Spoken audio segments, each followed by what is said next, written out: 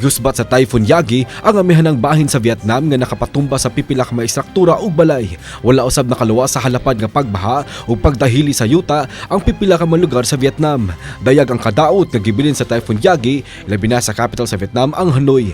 Naguba usab ang taytayan sa Phu Thu province ug gikatahong adunay 8 ka mga sakyanan ang nilabay atol sa paghugno. Hinuon 75% sa 5.7 milyon ka mga customers nga nawagtangan og kuryente ang nabalikan na. Mainitong gisugat si Pope Francis sa iyang pag-abot sa East Timor. Katunga sa populasyon sa East Timor, gila umang mutambong sa open-air mass kagahapon. Moabot sa 750,000 ka mga tawo ang gipangandaman sa mga security personnel o mga otoridad aron hapsay og malinawon ra ang misa. Ang nailang si Russian spy nga usa ka beluga whale ang napalgan ng walay kinabuhi sa kadagatan sa Southern Norway. Giklaro sa kapulisan nga ang kamatayon sa beluga whale dili hinimo sa tawo kay walay nakitang senyales sa pagpamusil niini.